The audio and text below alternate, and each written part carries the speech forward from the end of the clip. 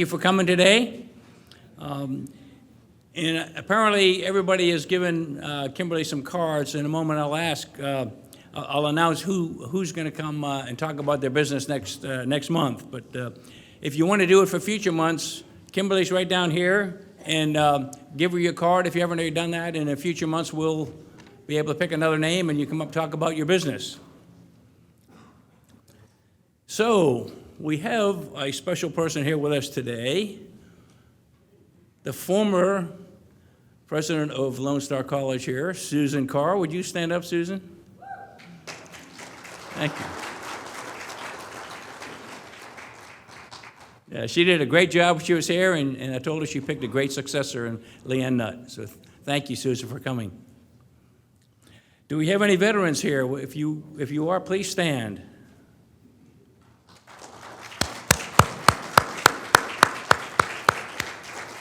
Thank you so much for your service.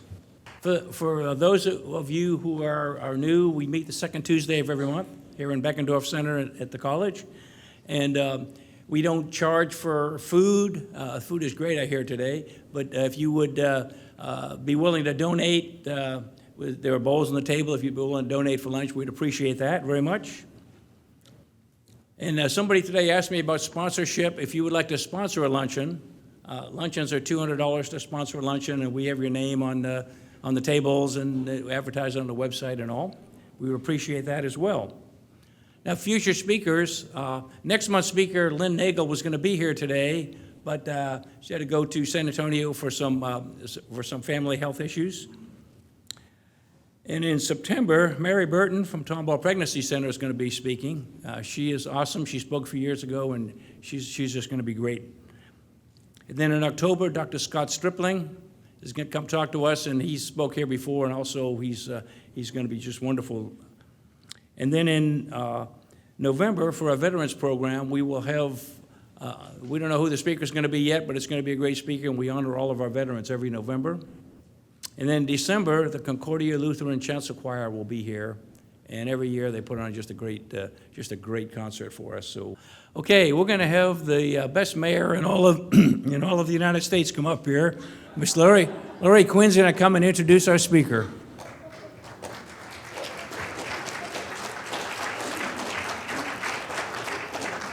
You need to travel more.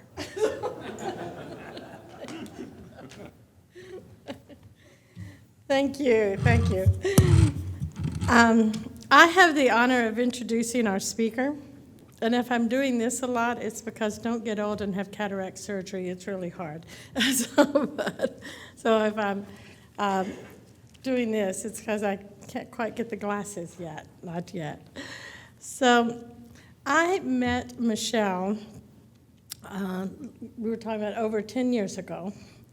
And it was because of all her accomplishments that she has done here in Texas is what brought us together. And also my daughter was going into college and was interested in majoring in international policy with a minor of East Asia with a minor in Mandarin. And she was gracious enough to sit with her and talk to her about that degree plan at Southwestern and what her experiences are. And now they're in the same profession. They ran into each other at a national convention last week and said, guess who's here?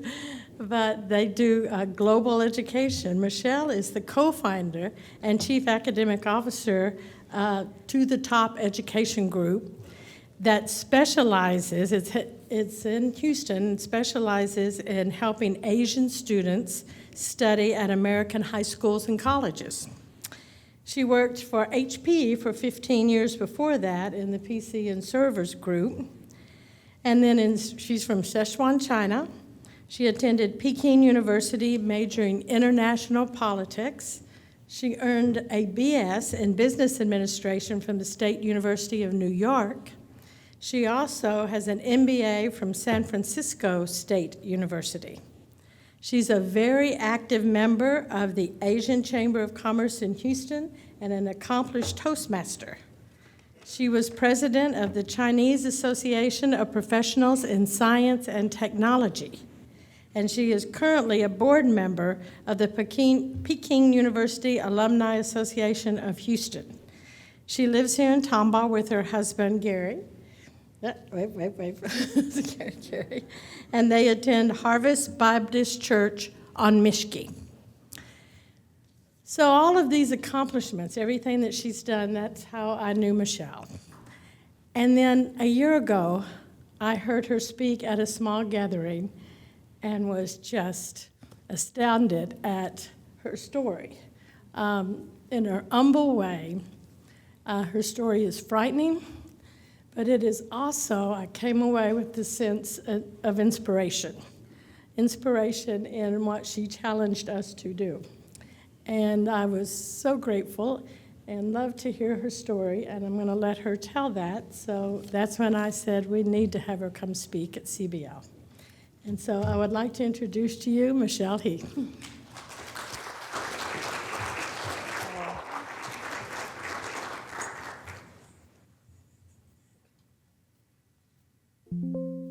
Thank you, Lori, for this warm introduction.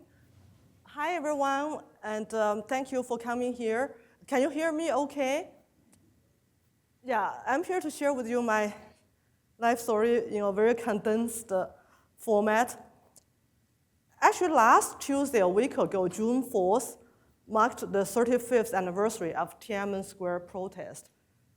I was a junior at Peking University at the time, and I participated in this protest. I was born in a small town, Zhou, in Sichuan province of China. Let me show you this map. How many of you have been to China? Raise your hand. Okay, so you have an idea of how big this country is. And I came from that Sichuan province, and Lori mentioned earlier, it's in southwest. And that is like an inland province. It borders Tibet. This province is famous for its spicy food. You might have been to a restaurant with Sichuan cuisine, and also panda. Panda is from Sichuan. And it's also like the most populous province of China. There are 30 provinces. My dad was a rebel. That's where I learned all this. So he actually challenged our local authority during the Cultural Revolution, and he had to run away.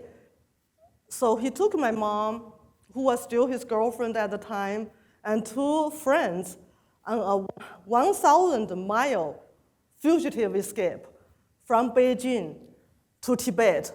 So Beijing is there in the north, that's the capital of China. So they were running away as fugitives.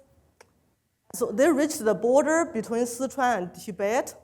One of the guys on the trip sent a telegram to their family in Penzhou. So there was no internet back then, not even telephone. So he sent a telegram. And then that telegram was intercepted by local police. So they tracked them down to the border between Sichuan and Tibet and arrested them. And so my mom and my dad and the two friends got arrested and escorted back to Penzhou and thrown in jail. So they couldn't quite get out of the country. I had to accomplish that 21 years later. So my mom and my dad got married in May of 1968 during the Cultural Revolution, and I was born in November of that year.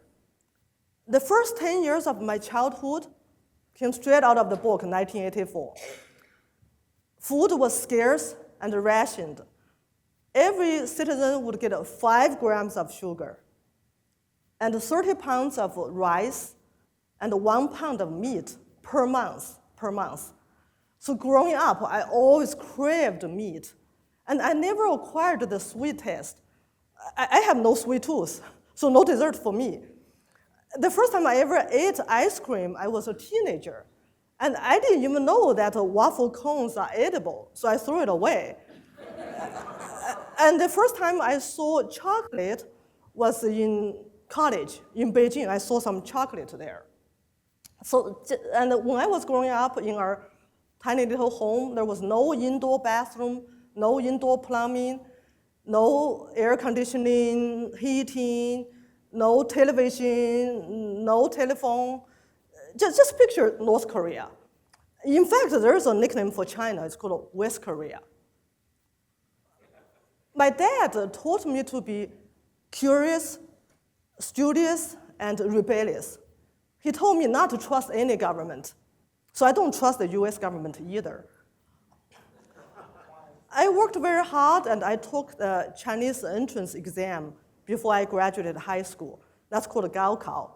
It's like an ACT or ACT in this country. And I scored #1 of the whole city of Chengdu. Chengdu is the capital of Sichuan province with a population about 16 million people. So that was a big deal. That was like, we have a Chinese word for that. It's like I was a 状元. Because of that, I got accepted into the best college of China, Peking University. So here's a picture of the West Gate. And the name, 北京大学, it was written by Chairman Mao. Some of them, I guess some of you are probably too young, but Chairman Mao was the leader of the Chinese Communist Party and the government for years. And we had, the campus is beautiful. It used to be a royal garden. So it was founded in 1898. Peking University is the oldest public university of China. It even served as the Ministry of Education for a while. And this university has a tradition of free thinking and anti-authority. It's also the birthplace of the Chinese Communist Party. Chairman Mao himself worked for a library, so very ironic. I studied there in 1986 as a freshman, and I majored in international politics. So that was me in college. And we had no camera, so it was taken at a studio and black and white. So during college, we hosted a lot of pre-democracy forums. We had heated discussions about how to reform China. Law students wanted to advocate for a strong legal system and law and order. And political science students like me, we really wanted to borrow the Western democracy and the separation of power. And law students wanted us to learn from history, not to repeat history. We invited a lot of famous speakers, famous people. My favorite one is actually Mr. Liu Xiaobo. He later won a Nobel Peace Prize while he was in prison. He could not accept that award. He died a few years ago. He also joined us at Tiananmen Square in hunger strike. And then our spiritual leader was astrophysics professor, Professor Fang Lizhi. The first time I was ever inside a church was during college. So one day, my friend asked me, "Have you heard of Christmas?" I said, "No, what's that?" She said, "It's Jesus Christ's birthday." And I asked her, "Who is Jesus?" So she took me to this church, Xishiku Church. Xishiku Church was built by Western diplomats in Beijing in the late 19th century. We went there on Christmas Day, but of course there was no Christmas service because religion was forbidden in Red China. And they tried to brainwash us with communist doctrine, Marxism. In fact, they even turned Buddhist temples into schools. My own middle school and high school were converted Buddhist temples. And they forced Buddhist monks to marry. So we could not believe in God. We could only believe in Karl Marx, Lenin, Stalin, Chairman Mao, and all that, godless stuff. So on April 15th of 1989, the former Chinese Communist Party president, Mr. Hu Yaobang, died. So he was our favorite leader. He was a reformer, and we were very saddened by his sudden death. So we organized all kinds of activities to mourn his death. And we took it one step further by protesting in streets. We wanted the Chinese government to reform, to stop their corruption, to open up and become more democratic. I remember walking 27 miles from my campus to Tiananmen Square. And the Chinese government, they were not sure how to deal with us at first. And there was a meeting in the second leader, Mr. Deng Xiaoping's home on April 25th. And during that discussion, they decided to label us rioters. So the following day, there was an op-ed on the People's Daily, which the government propaganda newspaper. So they called our protest riot. And that really angered the students. So we escalated. We went to Mr. Hu's state funeral on the 27th. So it was inside the Great People's Hall, and we were not allowed inside. So we were outside, and we clashed with the police. So the police formed a line, and we sat outside there. And we also raised funds. We got some local support. We went on strike. We stopped going to classes. So we got some support from people in Hong Kong. Back then, they still had some freedom. So they gave us some tents. So we set up tents at Tiananmen Square. And here, let me see if I have a picture of this was the, so Liu Xiaobo is one of them, and this was the Tiananmen Square. It's the world's largest square. We were there protesting. And then, so at the time, Mr. Gorbachev, he was the leader of the Soviet Union. So he was visiting China. And it's customary for the Chinese government to receive the foreign leader at Tiananmen Square. So we were really hoping to see him there. But since we've been camping out, I know you've been watching some TV news about the recent encampment on our college campuses. Just picture that. So it was embarrassing to take Mr. Gorbachev there. So he never showed up at Tiananmen Square. And we wanted a dialogue with the Chinese government, and they refused. So on May 17th, I think it was sometime in mid-May, we escalated yet again. We went on hunger strike.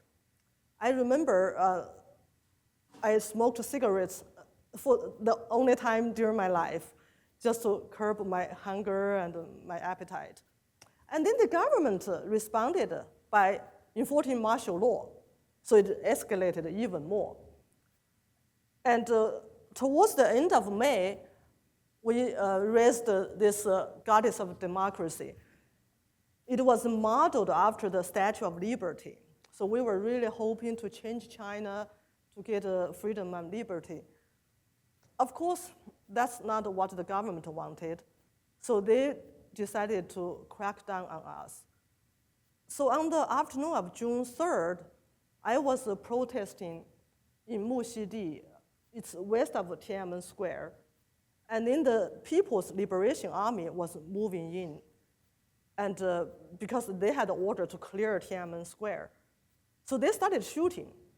And then we saw blood coming out. It's like, oh my God, that's real bullets. We were prepared for some rubber bullets and tear gas. And then we saw the blood, so it's like, oh my gosh, this is for real. And then that was very scary. So we started running. So this is, of course, you've seen the picture of the famous tank man. So we started running that afternoon, and I was too scared to go to Tiananmen Square because we knew they were moving into Tiananmen Square. And so the night of the June 3rd and the morning of June 4th was when they actually cleared the whole Tiananmen Square. And we don't know how many people were killed. They never published the real number. Over the years, I've heard estimates from hundreds of people to thousands of people. So I am thinking probably a few thousand. So the night of June 4th, I was too scared to stay in my dorm because we heard that the military will occupy our campus and they're going to arrest us and throw us in jail. So it was not safe to stay in the dorm. So I actually spent that night at a professor's house off campus. And then I started hiding from one house to another. And it was very scary to see those Chinese soldiers with weapons guarding streets and bridges. So by the end of October, and also, okay, they started the purge, and they published the 21 most wanted fugitives. So those were all our student leaders. We elected our own student council, so they were also on the run. And 6 of them managed to get out of the country, and they went to France. And the other 13 got arrested. 13 or 14 got arrested. So by the end of October, I managed to sneak out of the country. I flew a Polish airline, LOT, from Beijing to Moscow, then to Warsaw, the capital of Poland, then to Frankfurt. That was still West Germany. And I lived in Gießen, near Frankfurt. So let me go back to this. I want to show you a brief timeline because it's been 35 years. I don't remember every detail. Basically, on a high level, on April 15th, that was the death of Hu Yaobang. That really triggered the whole events. And then on April 17th, it was our protest at Tiananmen Square. So that was the first one of many. And then there was the state funeral. See, I even remember the date wrong. I thought it was the 27th. It was April 22nd. And then there was this People's Daily op-ed on April 26th. And on May 4th, there was a dialogue between the Chinese government and the protesters. We went on hunger strike on May 13th.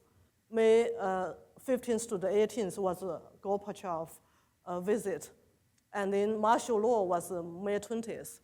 End of May was the Goddess of Democracy statue, and then June 4th was a massacre. So when I lived in West Germany, Berlin Wall fell down. I know some of you were there at the time, probably remember. On November 9th, Berlin Wall fell down, and then communism ended in East Europe almost overnight. And by 1990, the Soviet Union collapsed, and the Cold War ended. When I lived in Gießen, I received my first Bible. It was given to me by a Chinese lady who was Christian. It was in Chinese. And while I was in West Germany, I married my first husband. He was a Chinese student at the University of Gießen. He was studying veterinary medicine. We got married, I think it was in December of 1989. It's been so long, it's blurry. But I got pregnant right away. And I was only 21 years old in a foreign country, and I was so scared and confused. So I wasn't sure if I should keep the baby. I really wanted to abort the baby. And because I grew up in communist China, they had the Planned Parenthood, one-child policy. Abortion was a common practice, actually mandatory sometimes. So naturally, I was pro-choice. I really didn't want to be a mother. I remember I would go to this church in Gießen. It's called Johanneskirche. I would go inside there, and I was just like so confused, and what should I do? By the end of 1989, my ex-husband finished his vet MD, and he received a fellowship to do postdoc research at Mount Sinai Hospital in New York City. So he went to New York City, and I was staying in West Germany. So I had 2 decisions to make. Should I stay or should I go? And should I keep my baby or not? And I was, again, all alone, nobody to give me any advice. Eventually, I followed my ex-husband to New York City. We lived in Manhattan. And I was still confused. I didn't know what to do, and I would go to this church, the Trinity Church, near our apartment. I wouldn't say I was really praying, but I thought there might be some sort of higher being. So I didn't know what to do, but eventually I chose to have my baby. So my baby, Helen, was born in August of 1990. at Mount Sinai Hospital. She is the gift of God. But at the time, I did not realize that. I didn't really want to be a mother. I was too young. At the hospital, they probably feel sorry for me, and they asked me, hey, do you need any help? I said, yes, of course. I don't know how to take care of a newborn baby. So they sent me this Roman Catholic nun. Her name is Lori, Sister Lori. So Sister Lori would come visit me every week or every other week to check on baby Helen. And she gave me a Bible, my second Bible. It was in English. Later on, I went back to school. I received my bachelor's degree, as Lori said earlier, from State University of New York. And then I worked for human rights in China. That is a nonprofit organization to help overseas Chinese dissidents. And I worked there, and we shared an office with Human Rights Watch at Mid-Manhattan at Times Square. So my journey took me from Tiananmen Square to Times Square, literally. I went to work every day, and we were still fighting for human rights, freedom, and liberty for China. I asked then First Lady Hillary Clinton to write letters to the Chinese government demanding them to release political prisoners. And in 1993, my ex-husband found a job at a biotech startup in Silicon Valley. So we moved from New York City to California. And then I finished my MBA at San Francisco State and started working for HP in 1998. As I get closer, I can remember better. And but my first marriage fell apart in 1999. And in 2000, I posted a personal ad online, and Gary Gray answered my personal ad on New Year's Day in 2001. And we met each other, let's say, about 2 weeks later, and we realized we actually lived on the same street, 5 miles away in Silicon Valley. And so I was still working for HP, and it was like a love at first sight. So in 2002, some of you would remember this, HP acquired Compaq, and because of my job change, we moved from Northern California to Tomball, to Powder Mill Estates. I have a neighbor right here. Tomball, we've lived there for 21 years. So right after we moved into Powder Mill, Tomball has done so much good for us. First of all, my daughter, okay, that was her outfit 1 year for Halloween, Dallas Cowboys cheerleader. And she actually went to Tomball Junior High for 8th grade, graduated from Tomball High School, and then went to Rice University. She now lives in Dallas. But our neighbors at the Powder Mill would invite my husband and me to visit their church, Salem Lutheran Church.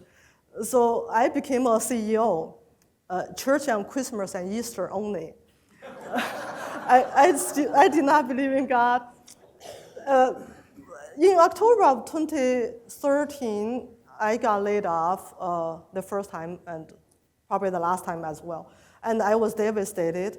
So Gary and I started going to Salem Lutheran Church on a regular basis. And I prayed, I learned how to pray, I read the Bible, and we went through the Discover God class. And in March of 2014, I was baptized by Pastor Tim Leekirk. I became a believer. It took me a long time. I did not grow up in Christian tradition. But now I am a happy grandmother, and here's our family photo from Thanksgiving of 2021. And my granddaughter, Olivia, is 6 years old. My grandson, Ethan, is 4 years old. They call me Lao Lao. Lao Lao means maternal grandmother, and that's a term used in northern China. So let me show you my timeline. And this is my personal journey. And I lived in 3 countries: China, West Germany, and United States. Lived in 3 states: New York, California, and Texas. And attended 3 colleges. I should put that on there: Peking University, State University of New York, and San Francisco State. So this is my story.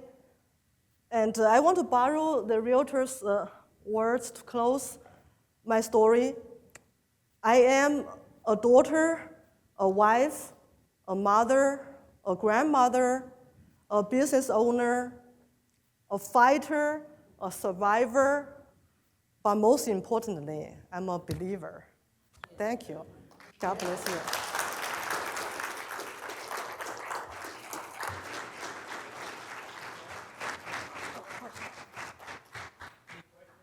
Oh, yes. Any questions? Yes. How were you able to get out of China? That's a good question. So at the time, there was an underground network to help the protesters, and we received some help from foreign governments, not as much from the US government, but mostly from European governments like France and Germany, West Germany. So I actually had some fake documents, and also my first husband, who was studying at the university in Gießen, he and I already knew each other before that. We met on a train ride from Beijing to Chengdu. So he was helping me as well. That's why I decided to go to West Germany instead of France or Paris. Yeah, we actually raised a lot of funds as well. We had the financial resources as well. Yes? Yes, thank you. That's a good question. My parents were so worried about me because they didn't know if I was alive, if I was in jail. So I wrote them a letter, snail mail letter from West Germany after I arrived there to tell them where I was safe. Of course, they were harassed by local police the whole time. I was not able to see them until 1995. So it was almost 6 years before I was able to see them. And I got a green card. I do need to thank the US government. So President Bush Sr., Bush 41, he gave every Chinese person who came to the United States before April of 1990 a green card. It was like an amnesty. So that was his way of supporting us. Yeah. Any other questions? No, not by any stretch. No. So again, forbidden. So all religions were forbidden, but at least there were some Buddhist temples or some Taoist temples. You could still see them. But church was so foreign. There was no church, no Bible, no Christian. Yeah, none of that growing up. In fact, even to this day, they still persecute Catholic Church because the Vatican, right, Roman Catholic, they do not recognize the Chinese government. Because, first of all, how do I say this? Communists, they play God. So Chairman Mao was our God. We had to worship him. How could he allow your God and Jesus Christ or the Pope?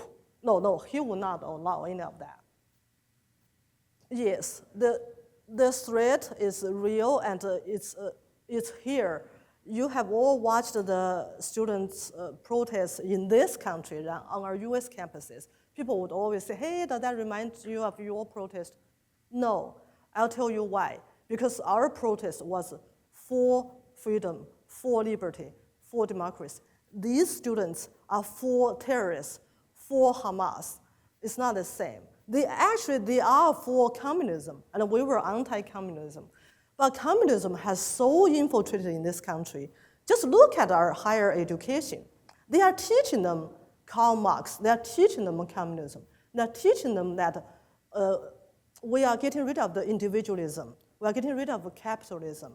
All the good things about the United States. So we have to be very careful because I really feel like the Cultural Revolution is going on in the United States right now. And then the whole critical race theory, the DEI. So in China, they have different classes of people. Like my parents were black because their parents owned businesses. They were capitalists. They were not red. But here you have the race war, right? Like you need to be black, or you can't be white. You have the oppressors and the oppressed. The same thing in China. We had the oppressors and oppressed. The capitalists were the oppressors. The farmers were the oppressed. So that's why my dad rebelled, because when he was growing up, he was already labeled a capitalist. He could never join the Communist Party, not even the Youth League, not even the Red Guard, because they were not red enough. Yeah, we need to be very careful in this country. Yes. Yeah, see, I don't use TikTok personally, but yeah, the new war is not a Cold War anymore. It's information war. It's like controlling people's thoughts, which the Communist Party is the best at. So they'll give you a lot of misinformation, and they'll twist things around. The history they taught us was totally like twisted, right? They'll like tell you what you want to hear, like in 1984. Yeah, so they use the TikTok, they use WeChat, they use some other platforms, Facebook, Twitter. I mean, they use all those to their, yeah, as weapons, weaponize those. They weaponize those. So we need to be very careful. Again, the reason I think is because my dad taught me to question everything, not to trust any government, and also, but I was naive. I have to say, I was so naive. I was so, how do I say? I totally fantasized the U.S. government. I really thought things are perfect in this country. We have a perfect political system. We have democracy. And now I'm waking up to that. I said, no. This country is better than China, but only slightly better. And if we're not careful, we'll become China. Yeah. Yes. What are your thoughts on how we can fix the public education system or the college? Oh, that's a tough one. That's a really tough one. First of all, parents really need to be engaged. Parents really need to know what they're reading in their English class. They don't need to use they use every class to brainwash them. I went through this myself. English class, US history, world geography, but now even science, right? Biology, of course, they teach evolution. But even math, right? Even math is now racist. So because the black kids apparently don't do well in math. So you need to be very careful with that. And also, I feel like if families can afford it, try to homeschool your children, try to send them to private schools. But even with the public school, and take a look at your local school board, right? And do you agree with their viewpoint? You need to be involved in that sense as well. Really just teach your children not to believe in everything they see on the internet. And know the teachers, know your students, know the teachers and the administrators. No offense to some of the wonderful former public school system, but I just feel like they are really just maybe they are not doing it on purpose, but still they'll take the easy way out, right? To teach them something superficial, which is not going to help anybody. Yeah, I was very fortunate that I had some really good teachers. Even in the Chinese communist regime, like my high school world history teacher, he taught us all the bad stuff, right? He said, hey, Communist Party is bad. And also in college, our teacher who taught us the history of communism, we all had to learn the communist history. I'm starting with Karl Marx, Engels, and all that. But he taught us the other way, just to show how evil that is. So we knew how evil that is. Yeah, you could get some teachers like that who can really inspire your students. Yeah, my college major was chosen by my high school world history teacher, and he really inspired me.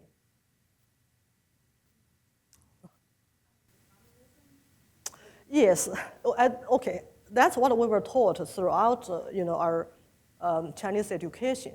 So the ideal state, the nirvana, is communism, right? In Karl Marx's Communist Manifesto, he portrayed that communism. But we are not quite there yet because as human beings, we are still selfish, right? We can't become selfless yet. So the best thing we can do right now is still socialism. So even like the Soviet Union, right? They call themselves the socialists. And in China, they can't call them quite communists yet because they don't think they are there yet. But the socialism is your way to communism.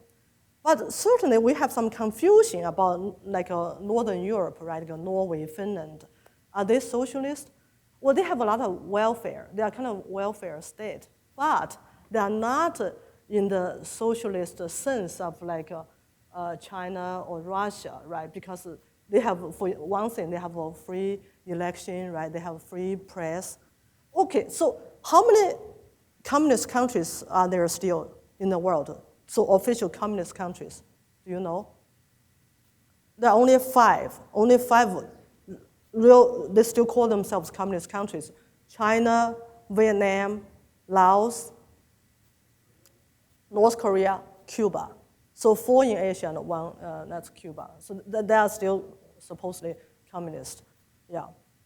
But yeah, the younger generation, they get fooled by socialism. No, that's just a wolf in sheep clothes. Yeah. Okay. I guess that's it. Okay, thank you.